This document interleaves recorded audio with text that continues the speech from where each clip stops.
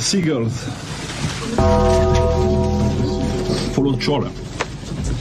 It's because they think sardines will be thrown into the sea. Thank you very much. Talking nonsense. So I thought, no, enough's enough. Why should I put up with that? Talking nonsense. So I thought, no, enough's enough. Why should I put up with that? Don't back down, double down. Don't back down, double down.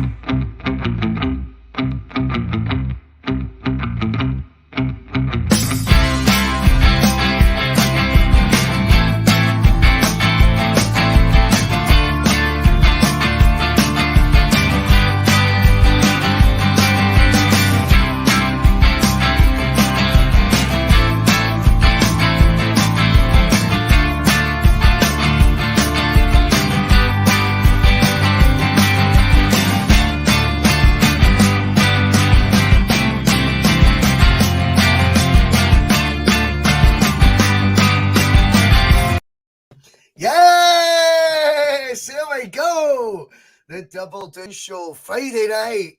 I'm delighted to be joined by the man of the pods, you know, the distant defeat, the distant losers. Aye, let's get the elephant out of the room. The elephant out of the room. ROSS MUIR was part of a team that made a valiant effort one night, and then he watched on, like I did, Ross, because it was the A teams, and then we had the B teams against each other. I'll give you that bit. You made the A team. But your A team got humbled the same way as your B team did, to be fair.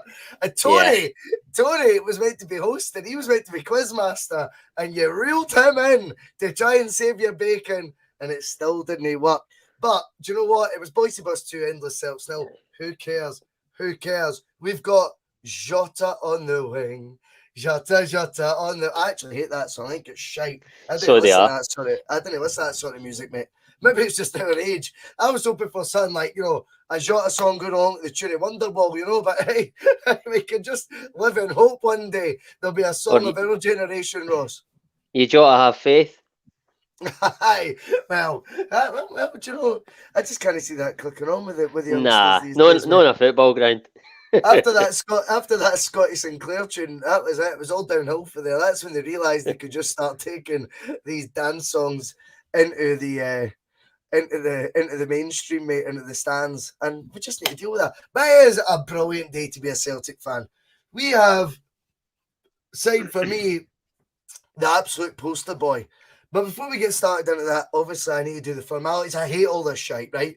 I've been watching more and more fan media, Ross, and it fucking, like, I hate it because I know they're all doing it, and I know we've got to do it. Hit like, hit subscribe. Aye. If you want to become a member, become a member. I just want us to watch the channel, like, and enjoy it and be entertained. But you've got to say it. You've got to do all this shit, apparently. And I'm not going to get any wee spinny thing coming out on the screen or any fucking, like, the subscribe button's up the top, but then you click that because it's just on the screen. There is a subscribe button. There is a bell button. Like, and if you want to share it, that'd be helpful. And you can become a member as well these days, like Kaiser, like Paul McFarlane, like Phil McGinley, like Sean the Mac, like Scott Cameron, like Chunks in my trunks, like Donny Boy as well. Just the names I'm seeing. The comments, by the way, Ross, are flying in. You know I've got a celebrity again. Who the devil are you, son? I'm good. You just froze there. I didn't totally lost you for a second. I thought I was going to have to take over the host. It's happening all the time. No, I'm doing good, mate. I'm glad to be on here. Obviously, I was on the quiz the other week. It was a bit different for a normal podcast, and us, the Endless Celts, haven't done like a standard podcast reacting to a game. Obviously, with Celtic have not been playing for a good while, so it's just good to be back on some sort of platform talking Celtic. Absolutely, mate. And, you know, obviously I always pick my favourites, you know, and Ross, you're absolutely my favourite on the Endless Celts. I've told that to every single one of them, Mike, but hey, listen, it's your turn, mate.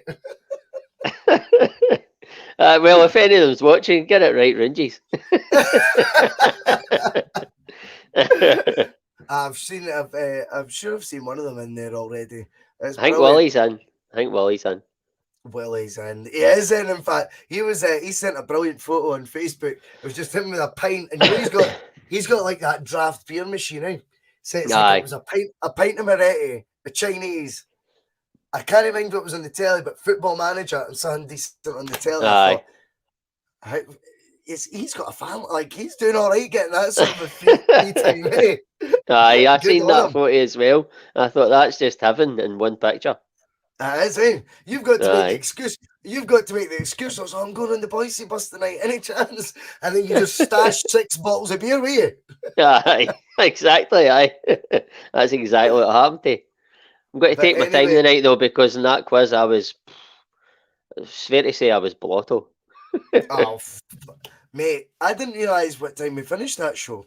So, like, for those of you who don't know, like, after the first leg of the quiz, Jonathan hosted it. It was great fun. We didn't make a penny off it, by the way, because we breached about 47 copyright laws, it turns out, right? So that's fine, that happened. But afterwards, it turned out into a bit of a lock-in on the old StreamYard with the Bhoycie bus and the Endless Celts. Apparently, the last logout time was like 2 in the morning.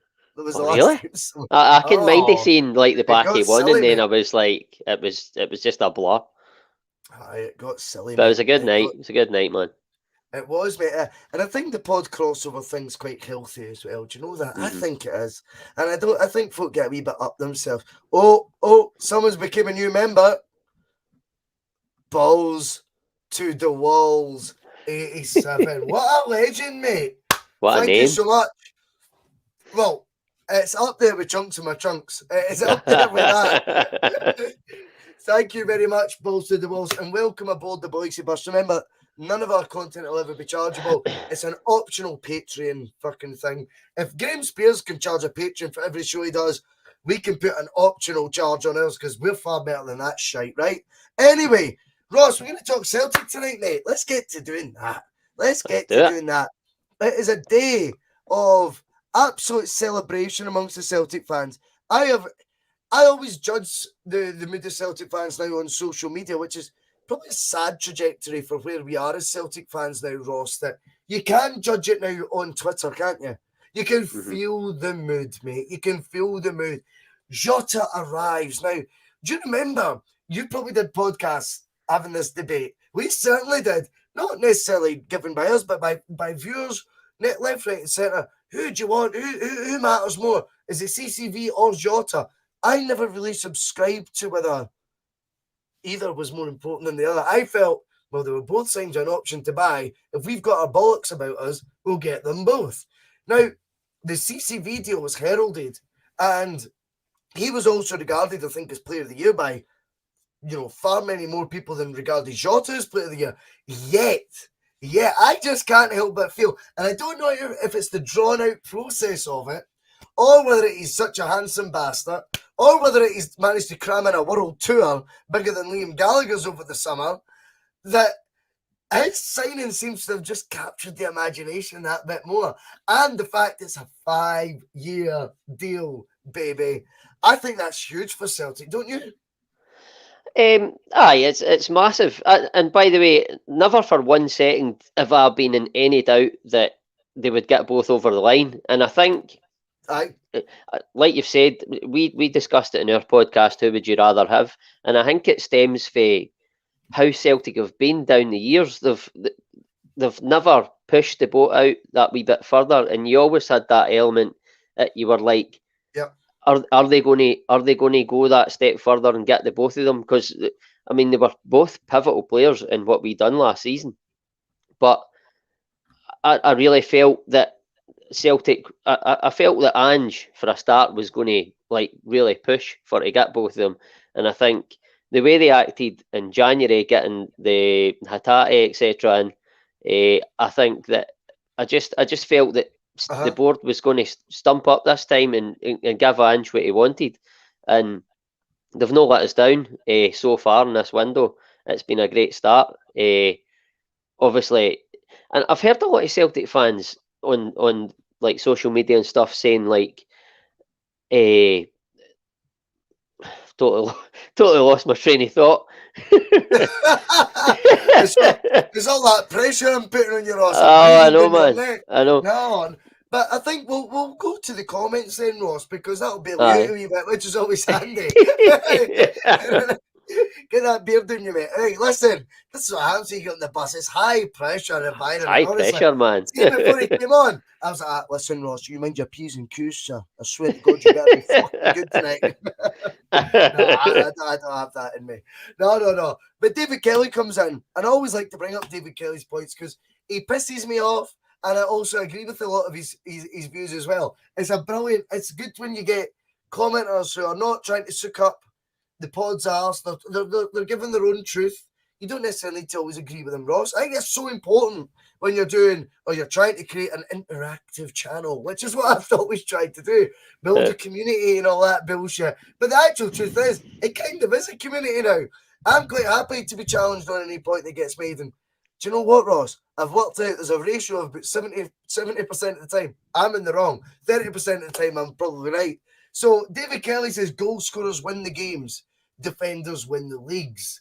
CCV was the more important one for me, but it is two top quality players on long-term deals at probably under the market value, which I agree with because their values, remember, Ross, were negotiated prior to their outstanding seasons at Celtic, which is why the first option to buy was such an important clause in those loan deals, which is a refreshing change from where we'd been before. It is hard. They've used the loan market very well this time, which is a big compared difference. to previous. It's a big difference. Craig Bellamy joined that January. You think of Craig Bellamy joining in Sound the Klaxon, Martin O'Neill's season, right? It was Martin O'Neill's final season. He had to get someone to capture the imagination, mate.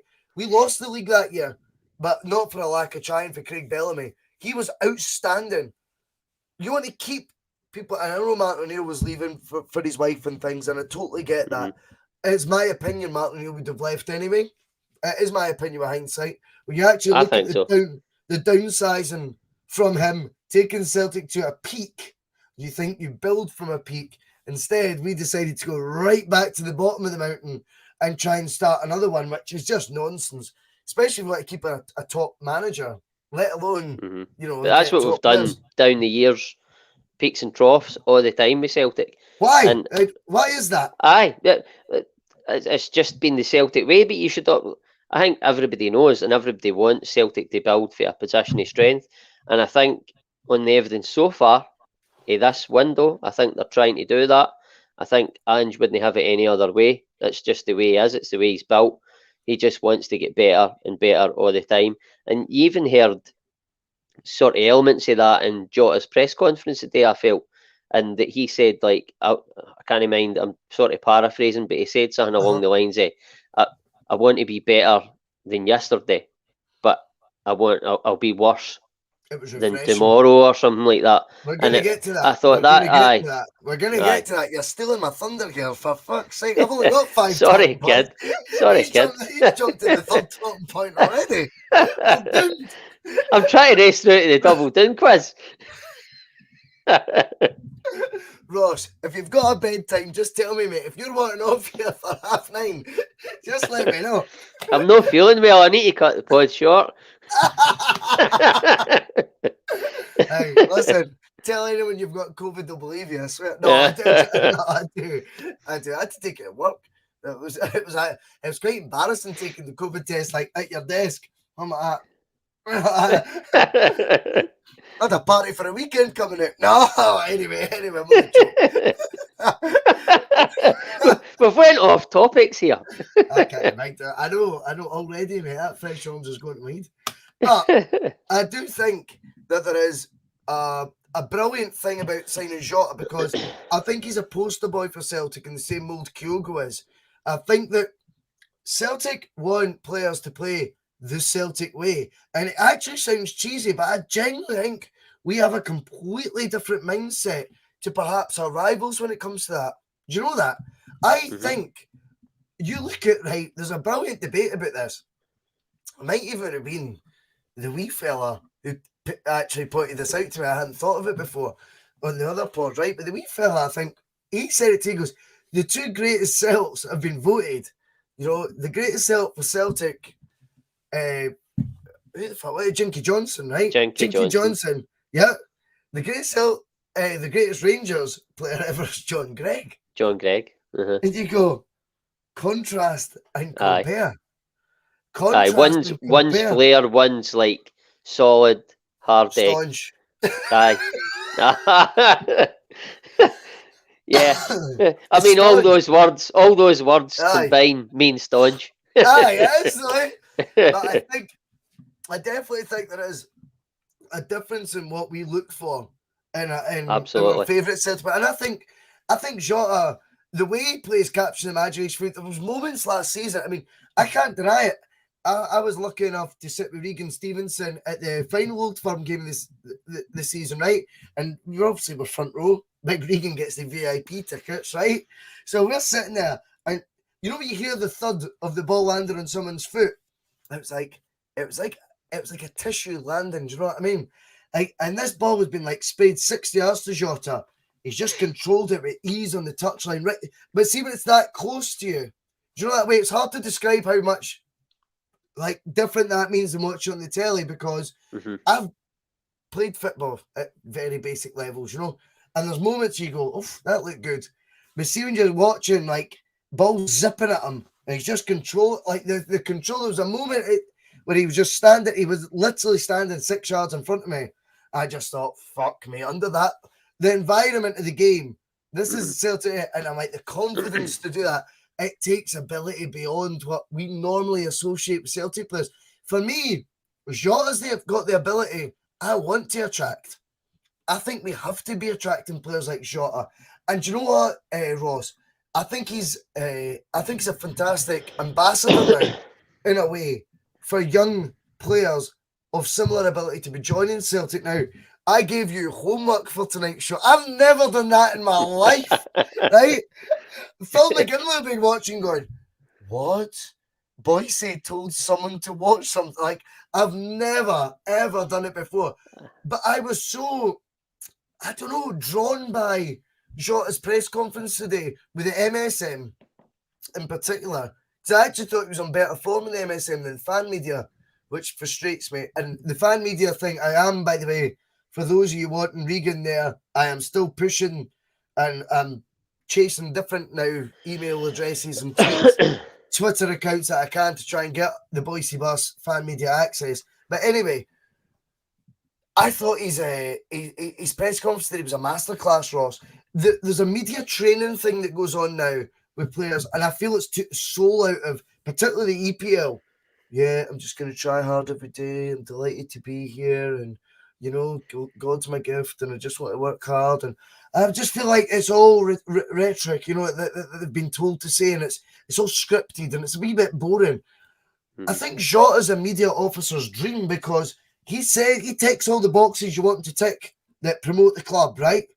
But he's doing it from a position of real knowledge, like he's done his research, or like he's always been a fan, which I highly doubt. But he does it with this honesty and warmth that I think he is someone that, you know, I think right now, Celtic need to be capitalised on having a guy like that in a 5-year deal.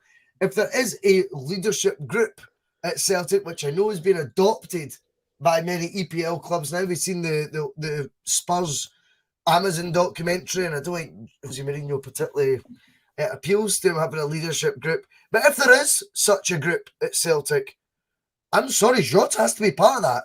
He speaks better English than you. He speaks better English than me. And he genuinely seems to have done his homework. I'll give you a quote, Ross. He says at one point, he was asked an awkward question about Benfica and drawing them, I think it was, in the Champions League or something, or leaving Benfica. And he says, well, the way I see it, it's like Kieran Tierney leaving Celtic to join Arsenal. I think it's very similar. And I thought, wow, what an incredible comparison to make. On your feet, by the way. Remember, he's like, that's not scripted. That's off the cuff. That's at a press conference. I thought, this guy gets it for one. But also, the way he talks, the way he conducts himself. Who at Celtic doesn't want him in front of microphones every single week? I think that is also leadership qualities. I think he will be, I'm not saying, obviously Kalmak is by far and away their captain. You've got Joe Hart as a vice captain, but I think his position will be challenged heavily by Siegrist. I think Jota is now in that bracket. Maybe there's 3 or 4 who would be your third choice as a captain now. And the way he talks, I'm not against that in the slightest. I mean, for me, he talks how he plays. He talks with confidence, and he's a confident guy, and he's happy to be at Celtic. You can see how happy he is to be at Celtic. Absolutely buzzing. Jackson. Folk get like that, mate. If you say the Old Firm, I don't even know if I said Old Firm. If I probably did, who cares? You probably did. It just slips out every now and again. But he's delighted to be here. He's delighted to be here, Jota. But I don't think he'd ever be captain. I don't think he's captain material as such, like solely. But I see more in him than you do. Listen, I think he's a young guy. What is he, 23, 24 maybe? I think he's got a bit to go before you could say he could be captain. Certainly, he could be part of that sort of power group, leadership group in the team. But I think you've mentioned Joe Hart there. I think he's probably, you could say, the vice captain at the moment. I don't know if that's not an official thing, but yeah, it's Joe Hart. I mean, I've spoke about it last season previously about how obviously Cal McGregor's been an excellent captain. He's came into that role and been absolutely seamless. And I've said it, like, I think that it helped him, the fact that Ange was the manager, and I think the fact that Joe Hart came in, he was able to lean on Joe Hart. I think he's been massive for Cal McGregor being as good as what he is, and I think that you could include Jota now.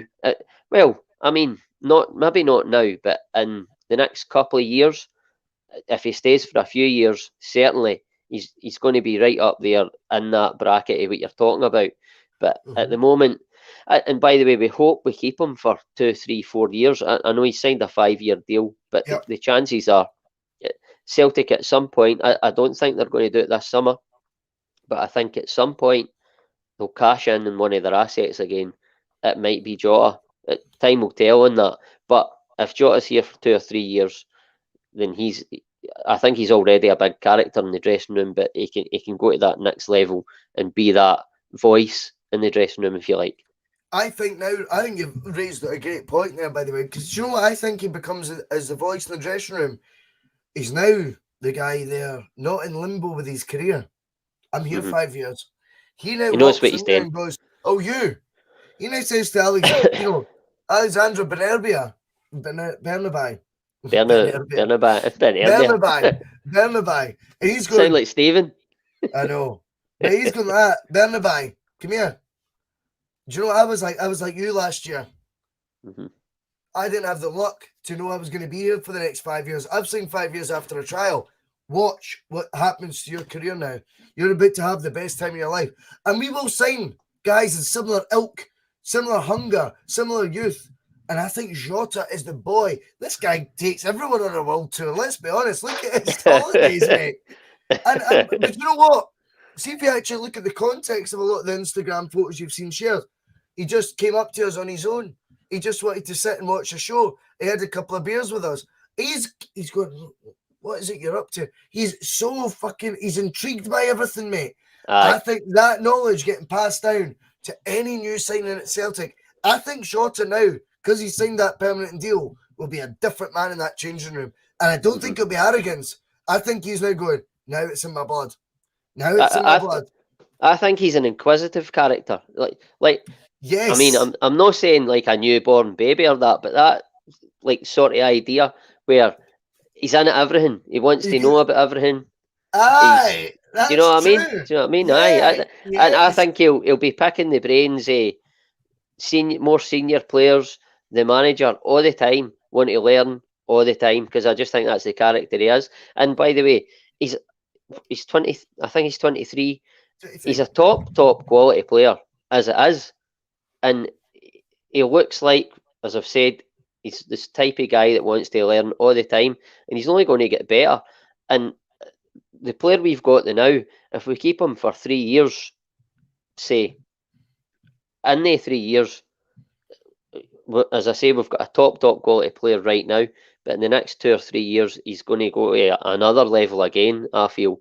And I think that the whole team and squad, as long as Angie's got to be there, will go to that level along with him, and it's so exciting. I think it is exciting. I also think it's very interesting with the Jota one, Ross, that it's 5 years. 5, aye. Bernabei, 5 years. This is players signing for Celtic, not for the short haul, for the long haul, mate. James Forrest signed for 3 years. James Forrest's new deal was a 3-year deal. Now, I'm sorry, I know folk weren't all for the old James Forrest recontracting, if you like. I was. Right, which is fine. But no one expected it to be a 3-year deal. You sit there and you go, Andrew's building a project, a long-term strategy. You don't sign players on that are 30, 31 years old like James Forrest on 3-year deals. Firstly, without Angie's say-so. Right? That wouldn't have happened. And then it's Jota. Then it's Bernabei, 5-year deals. What was Cameron Carter-Vickers? He was 4 years, eh? It wasn't even 3. It was a 4-year deal. 4 years, that is seriously becoming now. Now we've got a plan, and see if the plan goes off piece. Don't worry, because the valuation of these guys, you're going to get your dollars that you've always bitched about for years as Celtic fans that you didn't feel you got. Although, to play devil's advocate on that, when you see, I'm going to put this to you, Ross, right? This is off piece a wee bit. But there's a lot of noise about Celtic have spent a fortune under Ange. They spent 40 million under Ange, you know? Our net spend is very, very minimal. Actually, it's if it had not been for Ayer and Edward to be in the last year of their deal, Angie's net spend would be actually 0, because they would have gone anyway, right? Because they wanted out. Imagine if they had 2 years left, right? They'd have been, you can add 5 million to each of their transfer fees, at least, right? Angie's net spend is sensational. Now, what we're doing right now is ensuring that for the future years of Angie's spending, if you're getting guys on these long-term deals, our net spend is always going to be minimal, because say we do stick to our model, which has been 12 years now, 13 years, we tend to sell a player each summer. We tend to sell a player each summer, right? It's just one of those things. But if we're selling an asset each summer who's tied for another 3 years, maybe another 4 years, right?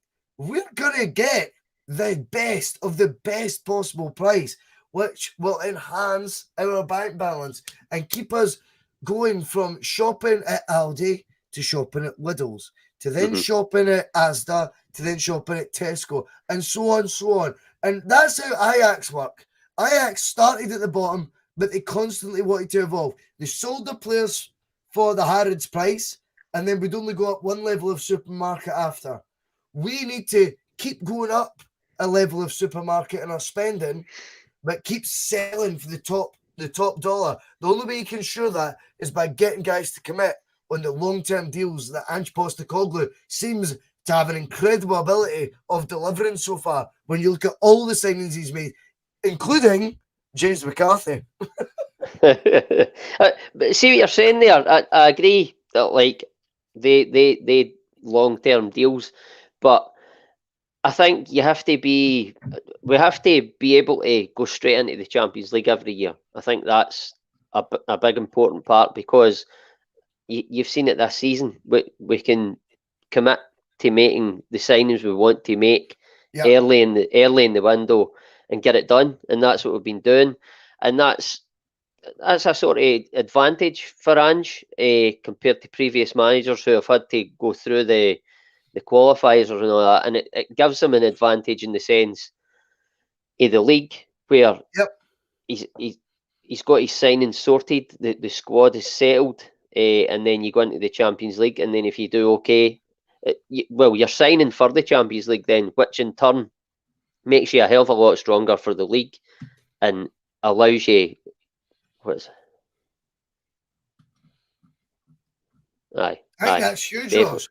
Definitely, aye. And by the way, see, you're talking about the amount of years where the players have got left in their contracts, players who have come in and players who are already there. There were me and Anthony and that are part of like an enclosed Celtic group, and somebody had posted, I can't mind who it was, somebody had posted something. A what? An enclosed Celtic group that's got 200 members. A club open to all. I know. Aye, but it never used to be enclosed, but there was a lot of nuggets coming in, so we just sort of closed it off. But Anthony actually shared it in our group chat, and it was like sort of the squad at the moment. I'll just sort of. You all right there, kid? I'm just coughing, mate. I'm just coughing, man. I thought you were spewing. No. Just coughing, mate. Aye, so he'd shared it. Anthony had shared it in the chat, and just what you're talking about. So Joe Hart at the moment he's sort of the rest of his career, if you like. Juranovic is 4 years, Ralston is 3 years, Bernabei is 5 years, CCV is 4 years, Starfelt's 3 years, McGregor's 4 years, Turnbull's 2 years, O'Reilly's 4 years, Abada's 4 years, Jota's 5 years, Kyogo's 3 years, Maeda's 4 years, Giacomakis is 4 years, Hatate is 4 years, Ideguchi is 4 years. Like that's long-term planning. They guys are there for the duration. I mean, Turnbull's the one that's got the lowest amount of time, but he's probably been there the longest, out with, like, say, McGregor or Ralston. But obviously they came up through the ranks and stuff like that. I just think the squad, certainly in a playing sense, is so settled. Well, I mean, we'll probably get to it. There is bits we can add to it, but in terms of the contracts, you've nothing to worry about for the next couple of years. You can just concentrate on the football, and that for me is it's how you want Celtic to be run. Celtic have been run for the top financially, brilliantly for years. There's absolutely no doubt about it, and we always want them to spend that bit more. No, they've not. No. Disagree. I think if someone progressive-mindedly had been in charge at Celtic, the Celtics would have made far more money. But in the sense, They protected the guys at Power whose bonuses are rewarded. They protected. They have not made the money or the turnover or the revenue a club of Celtic stature and size, and with whether we like to admit it or not, a free run at winning the title, which means a free run at the Champions League for the years we had. I am sorry, we have not capitalised on the financial input. In the sense, I would agree with that. Aye, I would agree with what you're saying there. But in the sense of not like being in financial trouble or that, I think been run very well. But I agree with what you're saying. We could have speculated to accumulate and stuff like that. Ross, you run a business. Have you had to take a gamble at times? I take a gamble every single time I walk out the door. Right. There you go. There you go, mate. Right? You are not telling me. Celtic at no point were in a negative bank balance, right, over the last decade, last 15 years. And everyone can look at that and applaud it. That's fine. Celtic have, honestly, it's crazy, but have achieved the Champions League 3 times in the last decade. I know. But yeah, But- won the league 9 out of those 10 years. But No, it's appalling. see if the coefficient had been good enough and we could have went straight into the Champions League, I think you'd have seen a different attitude. How But does the coefficient get better, Ross? Oh, come on. I know, Oh, I come know. on. Listen, Take I like you responsibility. pushing back here. I'm just trying to. I know exactly what you're saying. You're making good points, but you see it like this season. They're not speculating to accumulate because they know they're safe and spending what they. But I mean, you look at yourself. Like, I don't know your financial situation or that, right? But if you see a really nice pair of trainers you want, and you're not quite got the money for it, you're not sure you can afford it. You Is don't that always been the just case? you don't So, always just go, right, I'm just going to buy them, fuck it, and So then is- fuck so what Celtic- happens in the future. So has Celtic been based on a club that should have £20 million cash reserves? Or £15 million cash reserves? Let's play it low, let's lowball it. Let's say, should Celtic always have a base minimum of 50 million cash reserve? 'Cause that's what their accounts show. It's always a minimum of Aye. 15 million cash reserve. For me that I find that unacceptable. I agree with that.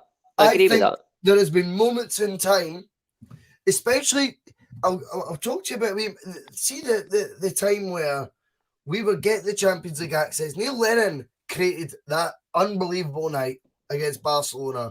I know the 28% got down to, I don't know, it's been wangled down to 11% possession. Fuck knows. It'll be 1% possession by the time we die. But see, after that, again, I just think there's moments to go, why don't we capitalise and fuck off in the distance? Fuck off in the distance. Because you know what you could also do? See the hounds that you seem to be so obsessed with that are in the lower leagues, you kill their ambition. You kill it. They're not ambitious if you're just peeling away into the distance. We have never speculated to accumulate, Ross. And I am telling you right now, there is no way that we should be worrying this year about a couple of £6 million signings. No, absolutely not. It's nothing, mate. And there was rumours today, Jota might be getting £35,000 a week. I'm like, that's less than what the King was getting 20 years ago. Aye. I'm sorry. We have to move with the times. This is not obscene money. We are so. But it is in Scotland. Why? Because we confine our beliefs to only be better than other good team in Scotland. We do not let our ambitions to broaden to Europe. That's what you've just said. No, but see, and like you're saying, like speculate to accumulate, and I agree with that. I would have loved to have seen Celtic try and do that down the years, but speculating and buying X whatever players it was, right? Mm-hmm. Doesn't still guarantee you to get into the Champions League? It gives you a better chance. Yeah. Gives you a better chance. But if you do that 2-3 years in the trot and each time fail, having tried to speculate to accumulate, then you're sort of in a worse position. So you have to find a happy medium. I don't think Celtic have found that. I think they've went the safe way. I agree with that. I agree with that. There has to be a happy medium, but they've not found that, and I agree with that. I think you're absolutely right, because this is what really frustrates me as a Celtic fan. We 100% seem to just feel like we have to compare ourselves to, well, they went bust the second we talk about wages. Let's just focus. Let's forget what's ever happened across the city, because every paycheck Celtic have done has been organically done. Apart from, I think, maybe a couple at Jullien, which we admitted ourselves, right? And then we called it out and we paid the tax on that, right? But in general, everything Celtic's paid has been done organically, Ross, right? Now, you tell me a business, you run a business, I've ran a business, in any walk of life, where you've said to me in 22 years' time, genuinely, I've took the business further forward, but I'm still paying less wages than what I was 20 years ago. Now, Aye. Well, I mean, I've not got employees, but Well, if you did, I know what if you were 20 years down the line, and you're saying the best guy I had at my work, I've actually now got a team that I expect better work of, but none of them make the same money he did 20 years ago. Oh, fuck off. Do you know what I mean? I don't mean fuck off to you. I just mean I fuck know. off to that attitude, eh? I know exactly what you're saying, but it's a difficult one. I always think football's slightly different for most walks of Right? life. Me too. Aye, and I just it's hard to compare it like that. And I know what you're getting at, but I mean, it's difficult to explain. But I don't think you can sort of compare it. I know what you're saying, but I don't think you can compare it in the same way. And I know. Okay, that's fair. Let's make it easier. Let's compare it to Ajax. And I've got a timeline. I hate when people compare Celtic to Ajax. This is good, right? Because I want to know why. Because I think Ajax is a brilliant standpoint. Because you're the same age as me, Ross. Oh, maybe you're probably younger than me, right? But I'm older. how old are you? I'm 38. Oh, fucking hell. Oh, well, I'm 34. 34. What's the landmark moment? I thought you were younger than me. That's good. That's good. But see, for me, in Europe, our landmark moment, you must feel the same as me. You must feel the same. Was 3-1 Amsterdam Arena. How at that point we turned everything around. Everything seemed to be turning around. You arrived like that. Ajax, giants. They'd won they'd been in 2 Champions League finals, won one and lost another. Only 5 and 6 years before that. 5 and 6, we're going to their place, stuffing them 3-1. Suddenly, Ross, I'm beginning to think Celtic's back on the landscape. We're back in the same ballpark. They then sold Jota Averladze, who played over those 2 legs, to Rangers. And I'll tell you the reason I'm bringing that up, because the wage bracket was comparable then. How have we fallen so far behind a club like Ajax? You're telling me you hate that comparison, but I'll tell you what I see. I see Ajax selling a player for 10 million and buying a replacement for 5 million. Selling a player for 20 million, buying a replacement for 10 million. This is how it goes. And don't get me wrong, their academy is phenomenal. I get that. But what I also admit is they have let their wage, sort of spectra grow, expand, and do the things that modern clubs do. They do not still pay. They were probably paying Zlatan, who featured over those 2 legs, at least £20,000 a week then. We shudder still in 2022 at the thought of paying a player 20 grand a week. I'm sorry. One club that we put out of the Champions League, we left in the dust after that 3-1 game. I'm sorry. They've now left us behind in the dust. We won the battle. They won the war. And I think the model is relevant, but you don't. And I'm ready for your retort. Well, I just think that I know what you're saying in the wages there, but I just think that, like you've alluded to, their academy is a lot better, and a lot of the guys that are coming through are Dutch players. And over the years, Dutch players have always, or Holland in general, have always produced a better quality player than Scotland have. Not always. Well, for the majority of the time. Yeah. For the majority of the time, they have. We can't put Holland that on us. We can't put Scottish youth on us. No, I know that. But sorry. my point, no. But my point is, so they're producing a better quality, and also the very fact that they're Dutch elevates their price tag that bit more again. Disagree. So, well, I think that for an English Premier League club, for instance, just for an example, would look at somebody that's playing in the Ajax team and doing really well, and they would be willing to pay more money for that player than somebody that was playing in the Celtic team and doing really well. And also, I'm not privy to what the TV deal is But do you think that now? Can I just come in just to go one point at a time, right? Mm-hmm. So that one I want to challenge out.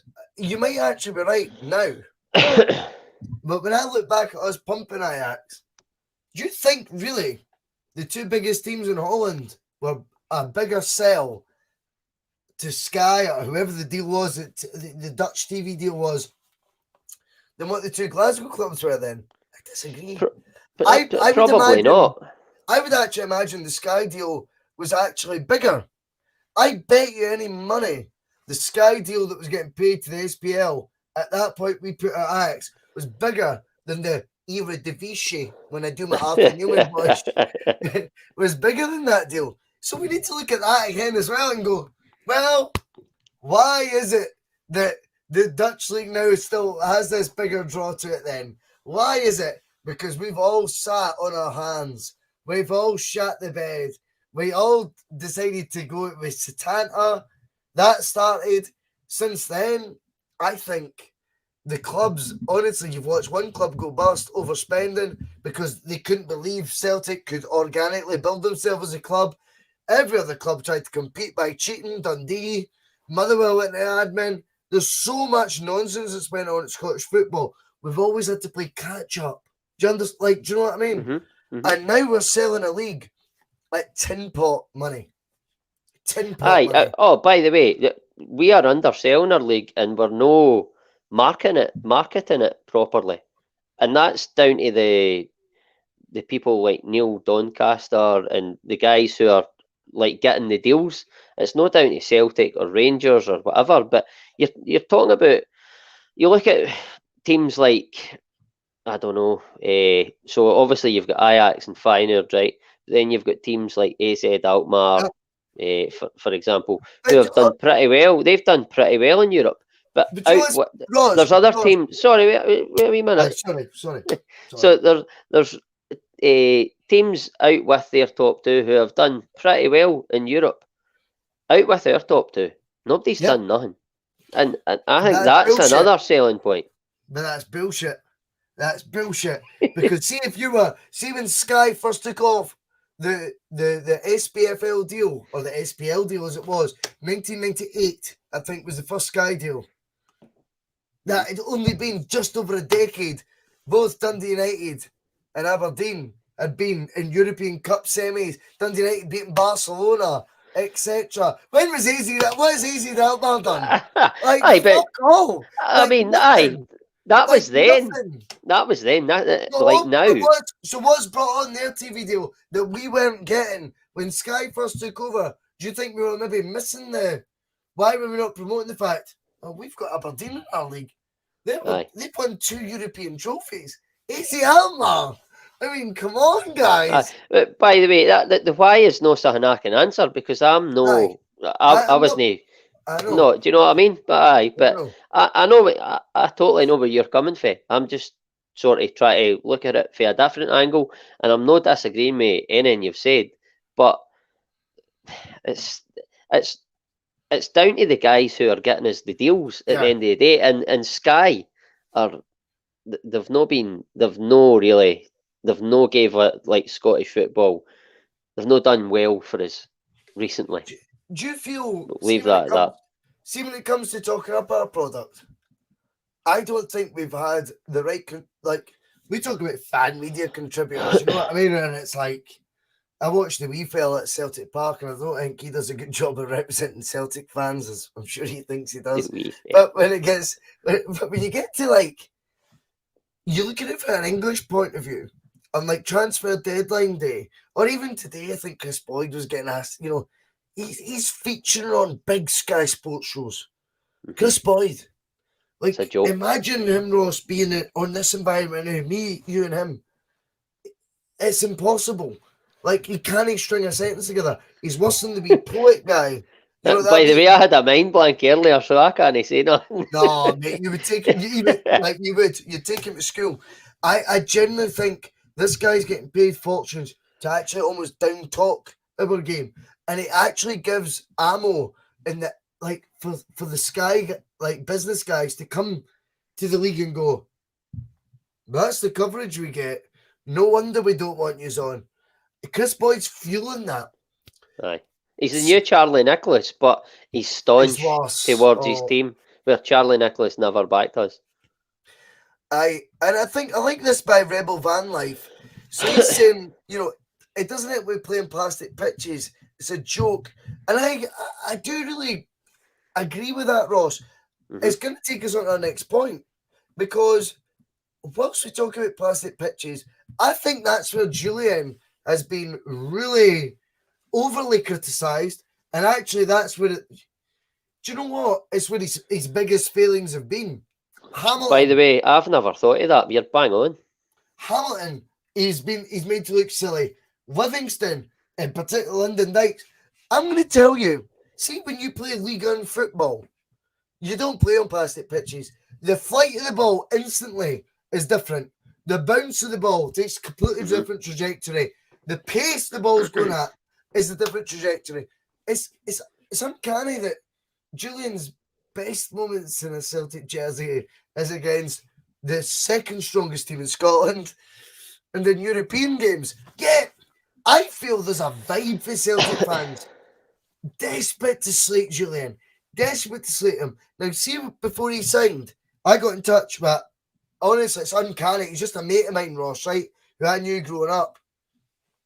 I played football with him, played squash. He's shit hot at squash, right? I'm all right at squash. He's shit hot at squash. He's now a journalist for Goal.com, right? And he does it based on French football. He has 40,000 followers, right? I think I've heard you talking about him. He knows what he's talking about. So I messaged him before Jullien signed, because you know how Championship Manager does there's an update every year, right? So you can download the patch. You can still play the old school game, but with the modern update. So I had signed Jullien once for Celtic.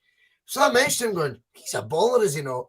And Robin categorically told me, no, this guy is too good for Celtic. He will smash it in the SPFL.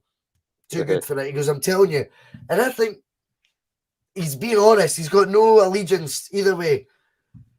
I look at Jullien's career at Celtic and I see highlights. I see Lazio. I see that League Cup final. And by the way, see that League Cup final, Fraser Foster was the hero. Second hero was Jullien. Celtic were rotten everywhere else that day. Suddenly he's got this mad tag where he doesn't seem to be liked. Ange has made his mind up, it feels, Ross. Would you agree with that? Mm-hmm. Aye, I would. I think that there's an element, people say it all the time, players, when they're not playing, become better. I think Jullien, when he's not playing, has become a worse player. Agreed. I think Jullien is not a baller, do you know what I mean? But I think he certainly possesses a hell of a lot more qualities in the sense as a footballer than what Starfelt does. I think Starfelt probably wins his duels, does his sort of defensive duties a little bit better than Jullien, but Jullien's a far better footballer than Starfelt is by a long, long way. And I think I'm very surprised. I don't know if I said it in my like on the Endless Celts podcast towards the end of last season. I don't know if Ange always goes on about the person, like first and foremost. I don't know if he's no fitting up to that bill. But for me, if you're just looking at it as the player, I'm amazed that Ange doesn't fancy him and doesn't want him to be part of the team, because I think Jullien is a quality player. And that point you brought up about playing in the plastic pitches, I think is an absolutely unbelievable point. I've never thought of that, not once. And honestly, you're bang on. Aye, it's never crossed my mind. Livingston, what is it? Livingston, Hamilton. I think even then, I think Kilmarnock playing a plastic pitch. Is that right? Yes. And even to an extent, in one of the games there, he struggled. Aye, before we brought in the saviour Duffy, I think him and Ayer both struggled. I think it was an early season game, the year we were going for the 10, and they both struggled that night, and everybody was screaming out for, we need a dominant centre half. We brought in Duffy, we thought it was the final piece of the jigsaw. we'll not go over that too much. We know what it was. But I think that point is absolutely outstanding. I think they 3 pitches, plastic pitches, of the one are the ones he has struggled on, and I think that's a brilliant point. And you know what? I think Jullien looked like he played for the cause. I still think he wants to play for Celtic. I think we need to go back to I'll sound the klaxon, and I don't care. I will sound the Martin O'Neill klaxon. Sound it. He did. Martin O'Neill did things that upset me. See, when you actually look back, see the way he was with like the V-Cost. It was ruthless. It was, you're out. You're not going to play. Alan Stubbs, remember, coming back for cancer. Everyone thought Alan Stubbs was the best ball playing centre I've had. You're out. Like, it doesn't matter. Like, but you have to be like that if you're going to be a top manager. I think I'm just done this. But what I'm going to push back on is this fucking annoys me, Ross, right? Because see, last year, Ange was invincible of criticism early on by the likes of myself. And I stand by any criticism I gave at the time. Andrew's actually kind of defended me recently. I don't know if you've seen his end of season Sky Sports sort of film that he did. And he said, I knew I had to win matches. He goes, actually, see the folk thinking it was going to be a season I got away with it. He goes, I knew that wasn't the case, mate. I knew I had to win. I was like, that's funny, because that's what I was saying. Yeah, I was getting called a misogynist. But anyway, I was saying that as well, man. Right? But I genuinely think he's missing a trick with Jullien. I don't think if Bolingoli gets in the team twice, and it was important games, and by the way, Livingston away we drew. I'm like, well, everyone was saying, well, maybe he just wants to see everyone and how they do, which is fine. I totally get that, Ross. But Jullien's only been afforded 30 minutes, was it? And who was it against? Wraith Rovers, I think. Wraith Rovers. Aye. And you're going, that's weird. Like, it doesn't add up. And this is a £7 million defender. This guy was a regular at Toulouse, regular in the Celtic team, scored big goals, had brilliant performances, cost us a fortune. Now, as a business, if I was the bowler, I'd be going, you've got to give him a fair crack, though. Now he's back to fitness. Unless his attitude is this deplorable. I'm not convinced his attitude is that bad, mate. I'm not convinced. I think Andrew's made his mind up early. He wants that wage cleared. And it's maybe just a bit of, as I say, sometimes just managers need to be nasty. And I think maybe that's what's going on. If it were me, I think I would feel a hell of a lot more confident going into the new season if it's Starfield CCV and we've got Christopher Jullien as the guy to step in before Stephen Welsh. 100% agree with that. Totally. I would be sad to see Jullien go. I definitely would. Agreed. But agreed. I think he's been brilliant for Celtic, like I've said. But and certainly, if we're going into next season and Jullien's there, and it is going to be Starfelt and CCV, and one of them get injured going into a Champions League game, I'm wanting Jullien to come in before Welsh. Absolutely. He's got far more experience. And by the way, Welsh has never put a foot wrong, really. Agreed. It's not his fault. No, it's not his fault. And it's not a slanting him at all. It's not a slant. It's not a slant. Exactly, aye. That's the mantra. And I love that mantra. And that's going to be on a fucking wall at some point. Like the Jersey Disney shrink. That'll be next to it. I agree with that. Aye. Unbelievable, and that's not the only one of Angie's sayings that will be on a wall. That one in the 3-0 game, when he says that the fans come in here the night. I'm paraphrasing. Fans come in here the night and they all had worries, and we took the sort of worries away for 90 minutes. All that stuff is class. It's class, man. That's what Angie's all about. Chris Jullien though was going, Latin bastard. You've just ruined my family's 90 minutes. But Jullien, as I say, I'd be sad to see him go. But I think you were talking earlier about getting a fair crack of the whip and stuff, and I agree with that. I think he came back for injury, whether he was fully fit or no, I don't know, but he came back for injury for me at the wrong time of the season for Jullien and for Ange to be able to give him the minutes that he maybe wanted or needed, because I think personally I wouldn't have done it, and I think Ange, people have said he's renowned, he's quite rigid with centre-back pair and he never changes that, and at that point in the season it was working with the best defence in the league. Do you think, right, I've got to push back on it a wee bit. You know what I'm saying, though? I think the rigidness with the centre-back pairing surely was a wee bit of default as well. Like, this is the tools I've got. We need to win this league. Remember we were talking about earlier how important it was to win the league? Mm-hmm. See now, he's got this summer where he's going, now there's prize money there, like, I've got money to spend, and we're about to enter a competition that's, I don't even mean 5 times above, 10 times above your Europa League. The premier competition in world football for a club team is the Champions League. We're in that top 32 already, right? These are facts. Okay, Carl Starfelt got us there. Can we get better? Can we get better than Carl Starfelt? You can always. Right. You can always. So we never stop.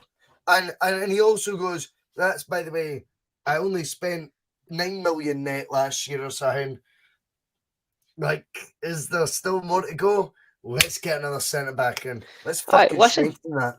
I agree. It's like the Greg Taylor thing. I think I've always rated Greg Taylor, but he's brought in another left back, the same as he did last year. Aye, it is, because, and I'm not saying he's going to take Greg Taylor's starting position straight away, but I think it'll be similar to the Juranovic-Ralston one last year, where it took Juranovic a wee while, but he did eventually become the first choice. I think the same will probably happen with Bernabei. If we could get another centre half in it, I think there's been rumours of Ikatura or something like that. I don't know if that's a goer. Ikatura, I know. Ikatura. I don't know if it's a goer, but you can always get better, and you always want to get better, You're especially if you want to have, like, give it. I was going to say an assault in the Champions League. That's a ridiculous statement. If you want to give a good account of yourself in the Champions League, yes, then I think that you have to get better than Starfelt. Whether we can do that this year, for me, Jullien's better. But I think Jullien's better. Yep. Ange clearly doesn't. But is Jullien that level? I think he is. I would trust him. I think he is, but it's still a question. I would trust him in the Champions League. You know that? Absolutely. I think he's. You would. Absolutely. I think he's weird, more. I think. Well, look at it this way. I think that Starfelt would probably. He might be more suited to the league than Jullien domestically, but I think Jullien is a more cultured player and would probably be more suited to the Champions League than Starfelt. I don't know. I mean, see if it were me, I generally think the 3 options at centre back are healthy. So they are. But for whatever reason, we all deep down know Ange has decided Jullien's not one of them. I'm like, no, mate. Like, he should be. It's one of the first times we're actually questioning him and saying, why are you doing this? I genuinely don't think. I think his track record of playing ball and goalie, Ross, goes against him a wee bit. But again, that goes back to the fact that it was difficult to split up that partnership at the time of the season. No, he brought ball and goalie out the cold. He brought ball and goalie out the cold. But it's not a partnership. He brought him out the cold for no reason, and we drew. And I went, that's bullshit, because you're trialling something there. That's bullshit. Jullien should have been afforded, especially when we had that League One, far more minutes on the pitch between now and the end of the season. Especially as the commitment he gave. That guy got injured by injuring his knee on a post, stopping a goal. That's a But fact. by the way, see if he remains at the club, he might get some pre-season games, and he might think do the well, and he fans might have prove decided, himself though. then. I think there's been a bubble created now. The fans now think he's a troublemaker. Aye, and I don't agree with that. But I think he's checked out. I think he's checked out because I don't think he's had the love for Ange recently that he's probably wanted. He'd He be my wants to. comeback kid. Aye. Because we're going fucking miles on it. By the way, just not to intimidate you, there's 147 watching right now live. I don't give a fuck. I know there's 141 more than normally watch Stephen Tomlinson stumbling through his words. By the way, I got a 147 break last week. It's no part of me. What? Did you? No. No. No. So I thought, I'm obsessed. I plotted a black. I'm obsessed with snooker. I love snooker, man. I've actually enjoyed, see the nostalgia ones. I've enjoyed your wee bit to talk about the snooker because I'm not a great player, but I've played a lot. I used to be really good at pool. Let's play. I think that could be the next Endless Celts Bhoycie bus, and we'll video it. Let's play snooker. Right, we'll do like waistcoats and a shirt. We'll get that as content. I mean it because I can play. No, I can't play snooker. Can you? I can play pool. I can play pool. I can play pool. I owned a boozer for 6 years, mate. What do you think my 9 to 5 was? I get picked for Scotland. Oh, I'll beat you still. As long as it's not American pool, British pool. British pool. That sounds a good deal to me. British pool dog. Paul Diet is asking, have the Endless Celts managed to reach 1,000 subscribers yet? It's about time. I don't think we have, but Anthony keeps us updated every single day. So I think we're at I think we're at 9-7 something. I'm not sure. But if Anthony's watching, he can let us know. He's deserved it. I know your pal William keeps going, we don't care about the numbers, and then he posts us a big tweet saying, if we could get to 1,000, it'd be amazing. I think you deserve it. I don't understand. I think we do. I think we do. I don't know what they're listening to. If they're not listening to you guys, I think you're brilliant. I love the Endless Celts. Vice versa, by the way. Vice versa. I just think it's quality. What you do, it's just honest. It's so honest. And that production video where you all become cartoons, I'll always be jealous of. By the way, see this man in the comments there? His knowledge is ridiculous. See the nostalgia ones? Honestly, I think I commented in one of them. I can't remember one of us. He's tough. He's tough. So good, man. I would have loved to have done something like that on our podcast, but I've not got that sort of knowledge, and that's like, I don't even think I would need a lot of time to put that together. He seems to just reel them off pretty quick. No. He puts. Well, yes, I think there's a lot of knowledge, but Phil, you don't understand how lucky I am. Like, I've got a guy there, like Phil McGinley, cares about the pod, and he's putting a lot into it, mate. That's quality, though. Aye. Anyway, we're going to our last point, and I think this is very important. And it is about, right, see, last summer, I was getting, what do you call it, chip? I was getting slagged off. And, I don't know how to cope with that. But the honest truth was, I thought this season was a season we could go, last season, sorry, fuck the transitional period, just win the league. Because the ramifications, the ripple effect that comes from winning the 21-22 season hold more than since 2007-2008. Folk didn't understand that, right? Folk don't get that. They don't know we need a progressive appointment. I'm like, no. In my mind, we needed the instant appointment. We needed the Goose Hiddink effect. That would be your ideal guy. You know, the Goose Hiddink, when he just picks up stuff and goes, boom. South Korea, semi-finals of the World Cup. He just, that type of appointment is what we needed. I think we're now looking at the ramifications, Ross, right? of how important it was we won that league. Now, Celtic might have been a cash-rich club already. That's fine. But also, right now, we're looking at a club that is £40 million richer. No matter what anyone wants to say. You can naysay it, you can poo-poo it, all you want. But right now, Celtic is in a position, right, which is fantastic. And see, if I'm honest, see if Celtic didn't win the league, our balance sheet would still be in the plus. What folk haven't taken into consideration is, see if you don't win the 40 million, where does the 40 million go, Ross? Mm-hmm. It goes to your rival. Aye. And they're doing... Now, let's look. Let me get there. Because I want you to go full throttle. Look at their activity this summer and look what's excited their fans. A 40-year-old keeper who I think, I have, in fairness, have annoyingly admired for years and years. I think he's a wonderful goalkeeper.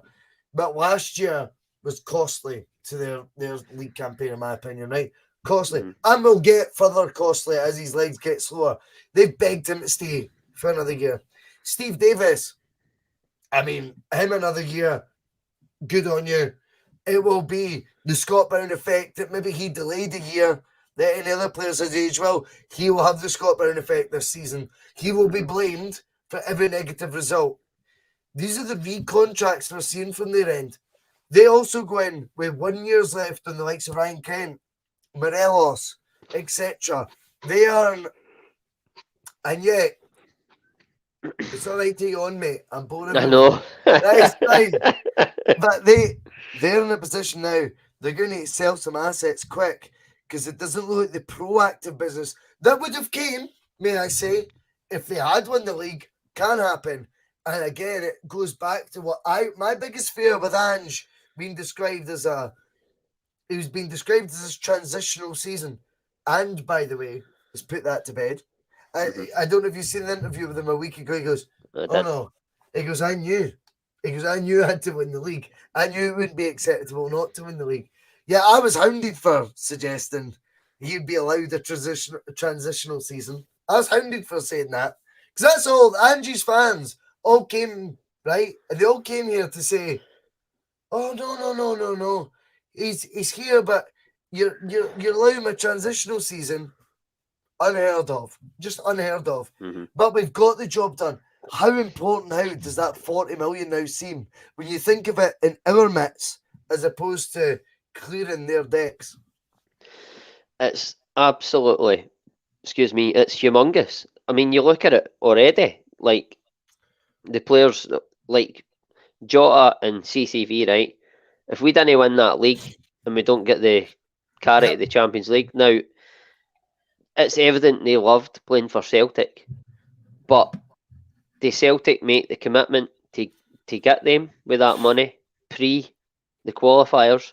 And do the players that, as much as they love being here, I think Jota even alluded to it himself that in his interview that the lure of playing in the Champions League was a big thing for him as well. And it is. No, he did. He did. Aye, I thought that. There's no getting away from it. And I think you'd be looking at a point where Rangers would probably be doing a bit of what we're doing, maybe not to the same extent, because they would still need to use that 40 million for other things. I dare say I'm not privy to their financial.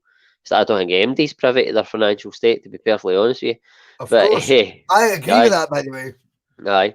But I don't think it would go back to seasons past where we've actually won the league, but we had to qualify for the Champions League, and that what we've alluded to already, and that we wouldn't speculate until we knew we were going to be in that Champions League. And I think that's what's happening with Rangers now, because they just can't do it. And I think that's going to take us, I mean, theoretically, it's going to take us further ahead of them. The gap at the moment isn't much, but I think that gap is going to widen and widen as long as How does it keep widening? How does it keep widening, Ross?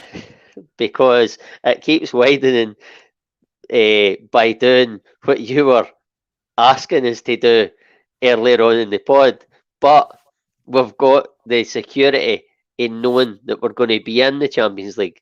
That's the difference this time. Will we do For it? me. Will we push away this I time? think we will. Because I we think had we will. 9 Aye. years to do that before. But I think we will this time because those I agree. years you're talking about, we were never guaranteed to be in the Champions League, and because we didn't invest to, like you've said, to speculate, to accumulate, we failed time and time again. But this time, Scott, keep your phone out of your pocket, Bhoycie. I mean, this is the shite I need to deal with, Scott. I love you, mate. I've raised as many of your comments as I can, but we're all trying to have a good debate, and my phone's there, mate. Phone's there. Fuck me. We've got a Double Doon quiz to do, Ross. oh, I know, man. What we're gonna do is, I know because Scott doesn't think I bring up his comments, but I thought I'd bring that up to make sure I bring up his comments. And Terry's right here, by the way. Rangers could make the Champions League. Oh, they could, aye. But they are definitely nowhere near as bravado as, put it this way, they could make it. They don't know if they'll make it. And they thought they'd make it last year. And it wouldn't surprise you if they don't make it. But we're going to take I don't think they will. Because I'm busting for a push. So we're going to listen to Chris Sutton and the music. And run for a pee if you want, Ross. Save yourself. One of his comments about me deliberately trying to cause controversy. Well, I work in the media now. And you've got someone sitting there next to you who's an embarrassment to the media profession. He's an apologist. He's a charlatan.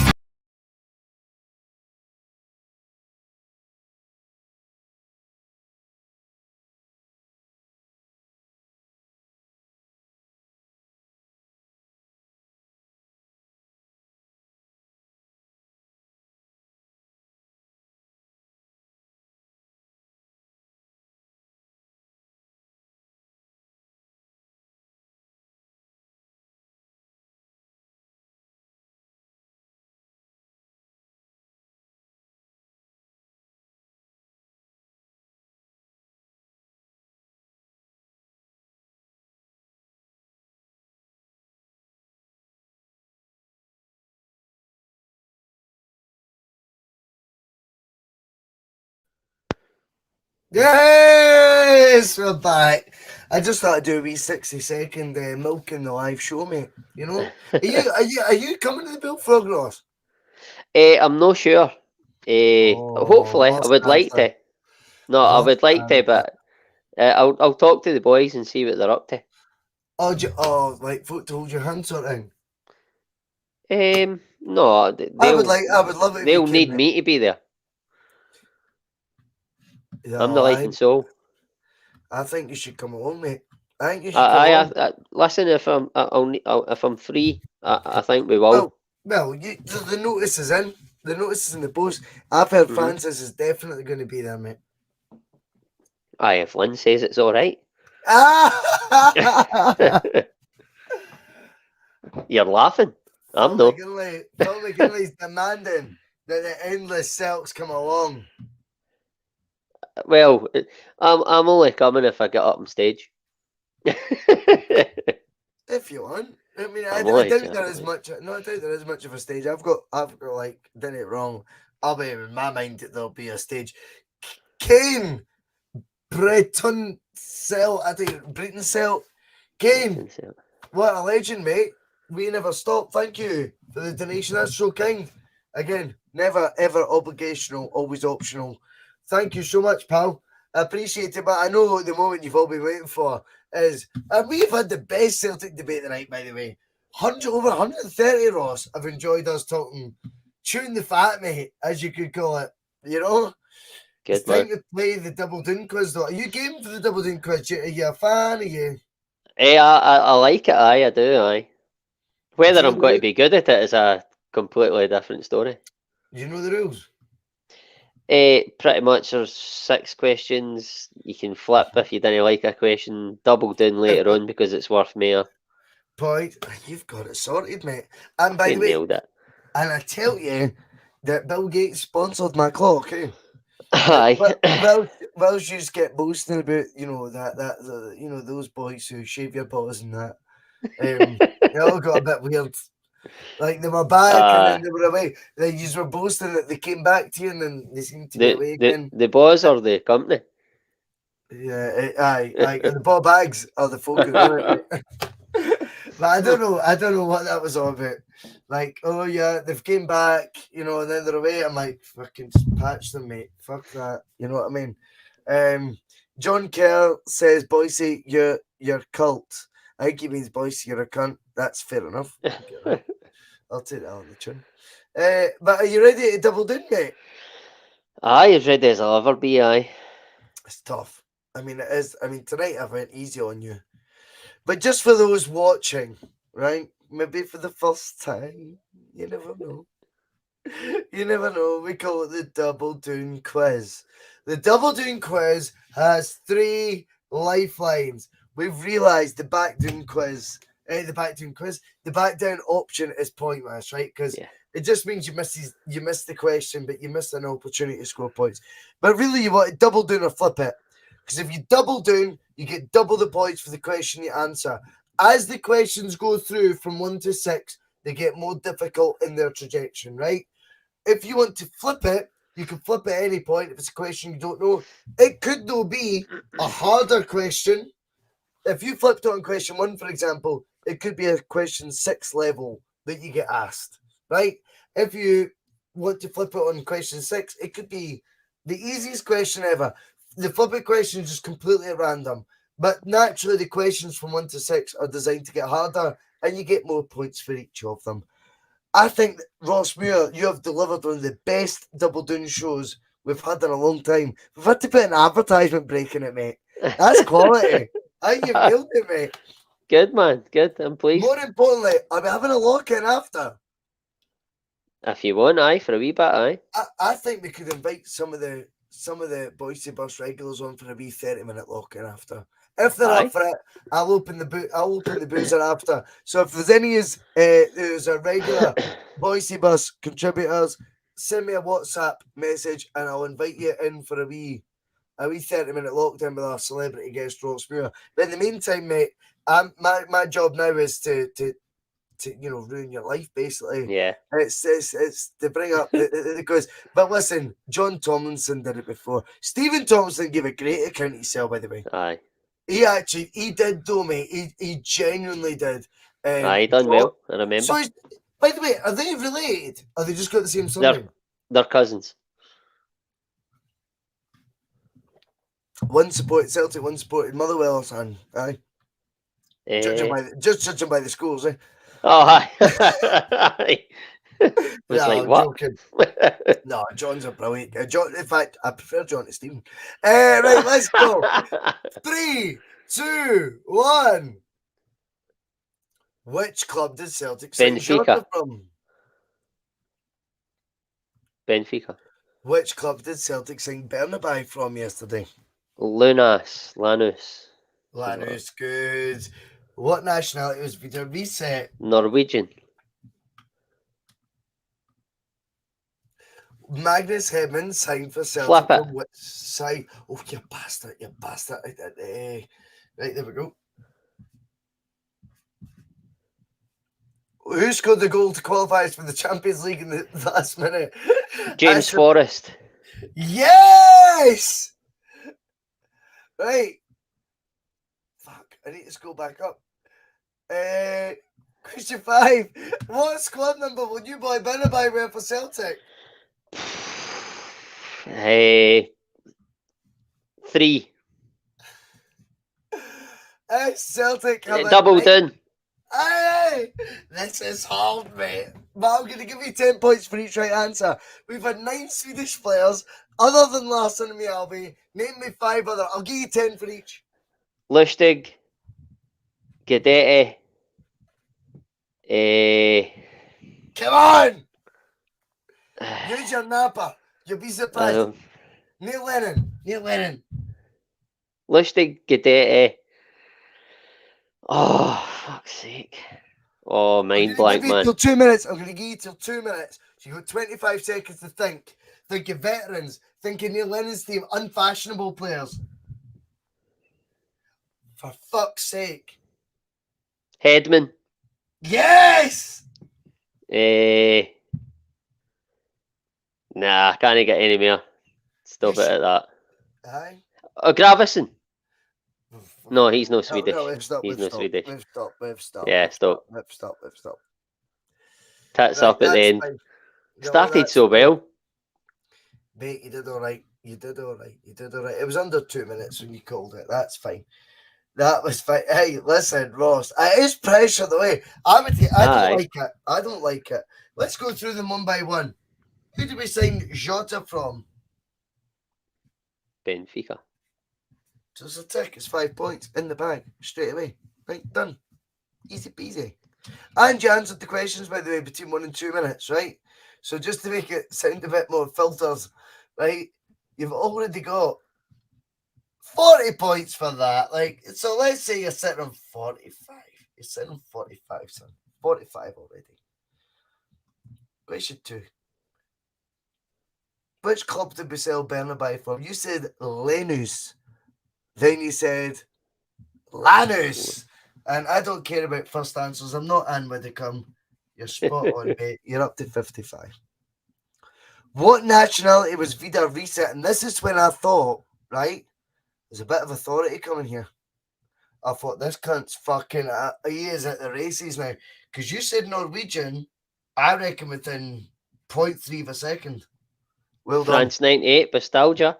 But you, very good, very good. But that was really sharp.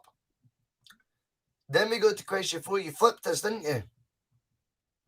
Mm-hmm. Why? Why did you flip it? Because I didn't ken who Celtic signed him for. Coventry City. So it was. I thought you'd got that. Should have got it. You got that. I thought it was going to be a far-flung team, and I thought, didn't waste time. But instead, you asked who scored the goal against Shakhtar Karagandhi. Who did you say? James Forrest. Correct answer, mate. I was there. Oh, but unreal, eh? Like, just unbelievable night. Now, this one I thought you'd have got, considering he's been holding the jersey about. And this has fucked you for being a top scorer, mate. Yeah, I know. He's not. He's number 25. I'm terrible with squad numbers. David Logue exclusively revealed it on the bus. The ITL, mate. He knew he was going to be 25. I don't know how. I don't even get into how. Because I don't even like asking. But somehow that guy seems to guess everything right. By the way, I looked at the pictures today, but I was just looking at the player and I really looked at the top. Mental. I was just seeing if he was better looking than Matt O'Reilly, and he isn't he? Do you think so? You're No. Matt Riley side and Jota above Jota. Oh God, Jota's aye. more. No, Jota for me. Matt Riley listens to fucking Bewitched and that. You know what I mean? Jota's like he's opened his mind to like not like Wham and stuff. You know what I mean?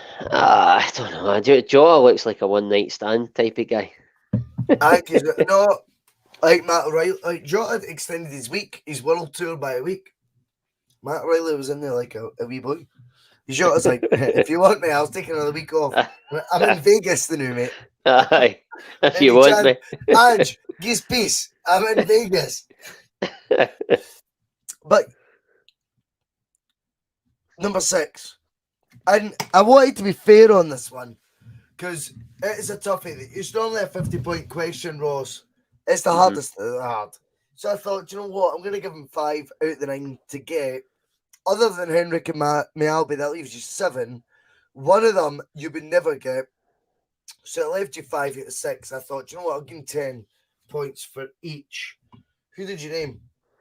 I said Guidetti, Lustig, and Hedman, I think. You did, mate. You did. You missed Mostorovic and Freddie Lundberg. That's a bad one. Annoying, though. It's actually annoying, eh? Aye, really. I still don't think it's that bad. I'm going to try and tell you the points. I think you've got... Oh, fuck. I have no idea what you've got, right? Right, somebody tell us in the comments. I know, and I usually turn to that. No, but what this shit? Right. So, Did 40, you're 40 between at the 1 start. and 2. So you've got 40, and then you got 5 for the first. That's 45. Then you're up to 55. Then you're up to 75. 105. 100. In my opinion, 135. 135, I think you've got. Right.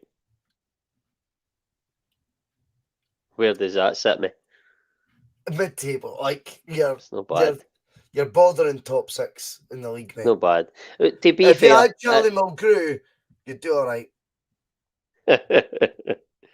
to be fair, the last question was multiple answers, so Aye, which no one else has afforded for a 50-point question, young man. Usually it's 50 points or no points. So but it takes you longer. Before you get clever on that, that was fucking pretty good that you managed to wangle 30 out of 50. I suppose the Bernabé's done me. Listen, ladies and gentlemen, this has been the Bhoycie Bus on a Friday night, and I love doing the whole hi folks, hi guys, great to see you. It's really not our vibe. We just do what we want to do, and that's keep it fucking real. We will be real. 31st of July at the Bullfrog. Ross Muir's just confirmed he's going to be there. Everyone in the group chat looks like they're going to be there. As for other contributors of the Bhoycie Bus, you know there is a dial-in. If you want to come join me for a beer with Ross, you're more than welcome to. To all the viewers right now tonight, I just can't thank you enough. This is what makes a show. This is what keeps it real. We are the Bhoycie Bus. Let's keep spinning the wheel. It's now over to the one, the only, Chris Sutton. Some of his comments about me deliberately trying to cause controversy. Well, I work in the media now, and you've got someone sitting there next to you who's an embarrassment to the media profession. He's an apologist. He's a charlatan.